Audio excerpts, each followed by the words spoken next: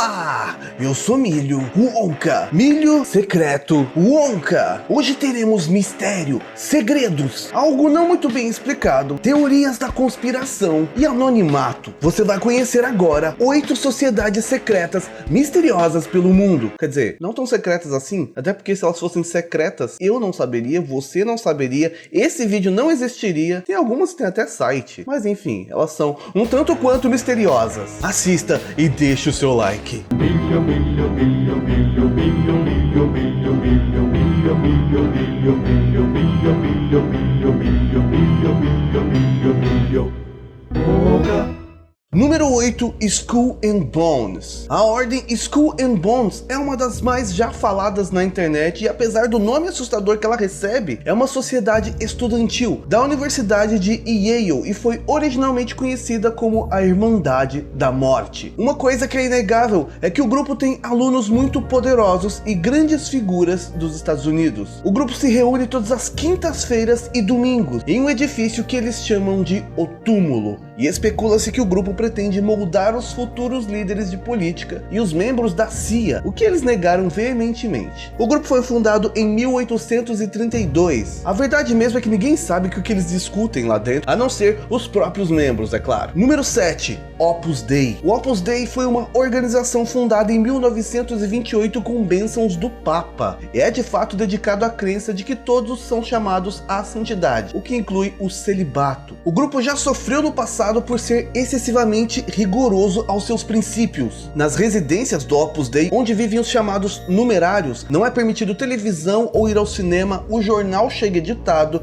ninguém pode ter amigos do lado de fora e o contato com a família é restrito. Uma vez por semana, os membros teriam de praticar a automutilação e ainda passar pelo que é chamado de sinceridade selvagem, que é contar aos seus superiores cada pensamento que passa na sua cabeça. Tudo por opção para santificar o mundo. Uma das funções secretas dos membros, chamados supernumerários, seria ocupar posições de liderança na sociedade, como um cargo político, a direção de uma grande empresa, a presidência de um banco ou a chefia de um veículo de comunicação. Assim, a capacidade de expansão e de poder de influência do Opus Dei estariam assegurados. Tudo isso fazendo um resumo bem rápido do que é o Opus Dei. Hoje em dia, a Igreja Católica proíbe a formação de sociedades secretas, bem como a adesão a tais grupos.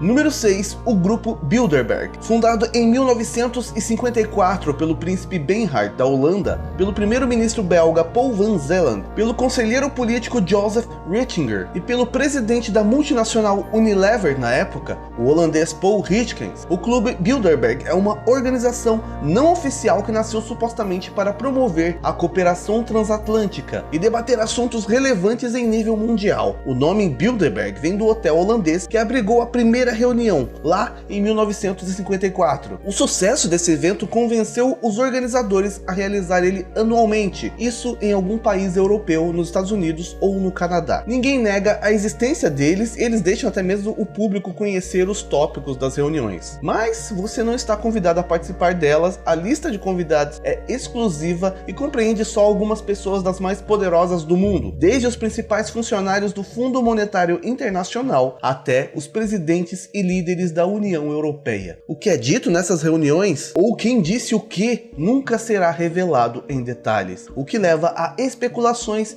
e a criação de muitas teorias conspiratórias, as mais bizarras do mundo. Número 5, Ordem Hermética da Aurora Dourada. Também conhecida como Golden Dawn, a Ordem Hermética da Aurora Dourada foi uma organização fundada no final do século XIX, dedicada ao estudo do oculto, paranormal e metafísica. A organização se considerava uma ordem mágica e tinha membros famosos como Bram Stoker, o autor de Drácula. Hoje ainda existem grupos com o mesmo nome, embora nenhum deles esteja diretamente ligado à linhagem original da ordem. Os membros ainda precisam passar por uma série de iniciações para se moverem pelos passos da ordem externa, antes de serem aceitos na interna secreta. Mas não é mais um grupo particularmente exclusivo. Hoje, mais pessoas do que nunca têm acesso aos ensinamentos da Golden Dawn e numerosos indivíduos agora se referem ativamente como praticantes dos ensinamentos ou mestres da Golden Dawn. Número 4. Os Cavaleiros do Círculo Dourado. Essa organização foi verdadeiramente uma sociedade secreta no seu tempo, e é especulado que o grupo ainda possa existir. Os Cavaleiros do Círculo Dourado eram uma organização pró-escravidão, fundada em meados do século XIX e era muito ativa antes da Guerra Civil Americana. O grupo originalmente queria anexar um círculo dourado de territórios no México, que depois teria sido dividido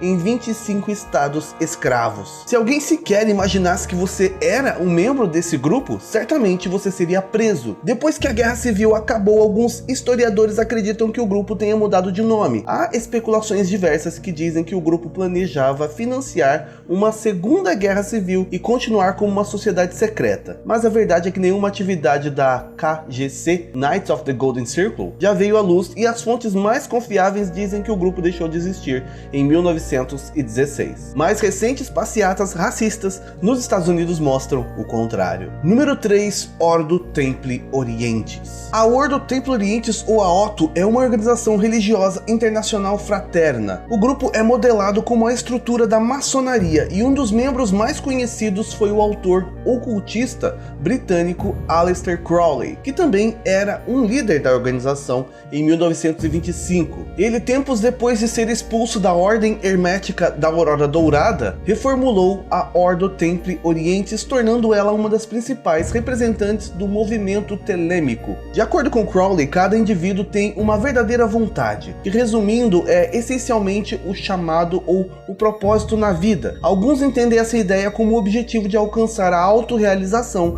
através do esforço próprio, sem a ajuda de nenhuma divindade sobrenatural. Para que o indivíduo seja capaz de seguir essa verdadeira vontade, as suas inibições sociais cotidianas devem ser abandonadas. O grupo está centrado em torno do estudo do ocultismo e está em andamento hoje, com algumas facções lutando para estabelecer a linhagem legítima do grupo original, que acredita-se ter sido fundado no século XIX na Alemanha. Número 2. A Ordem do Dragão. Essa era uma sociedade secreta de cavaleiros e militares que eram de sangue nobre, dedicados a defender o cristianismo e a destruir qualquer um que fosse contra a cruz. Foi fundada por Sigismund em 1408, que era o rei da Hungria, e mais tarde ele se tornou um grande imperador na Europa, e também pela sua rainha, principalmente com o propósito de proteção para a família real. Um dos membros mais famosos do grupo foi Vlad II Dracul, que era pai do Vlad o Empalador. Essa ordem adotou como seu símbolo em 1408 a imagem de um dragão circular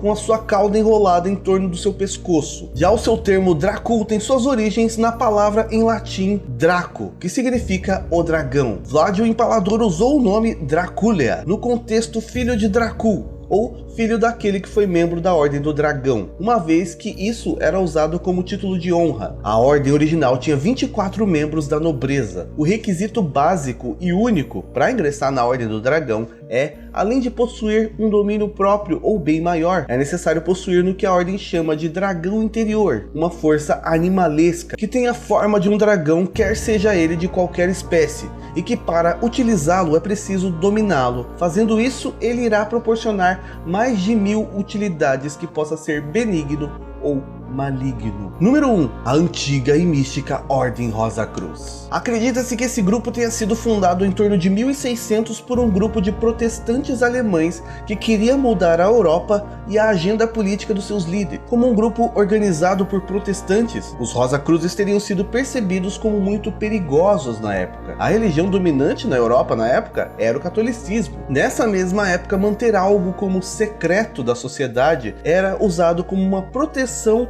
contra a perseguição da Igreja Católica, e não significava necessariamente que algo sinistro estava sendo feito ali. Os Rosa Cruzes ainda existem hoje, com vários grupos ao redor do mundo, cada um afirmando estar intimamente ligado ao grupo original. E você aí achando que a gente só ia falar de Illuminati, né? Eu acho que no fundo, cada sociedade secreta dessas só se reúne para as pessoas que não estão lá ficarem curiosas para saber o que estão fazendo lá. O que não era para ser engraçado, mas quem manda a vida ser uma comédia? Obrigado por assistir até aqui, deixa o seu like, se inscreva no canal, me siga nas outras redes sociais, siga também a produção no Instagram. Até o próximo vídeo e tchau!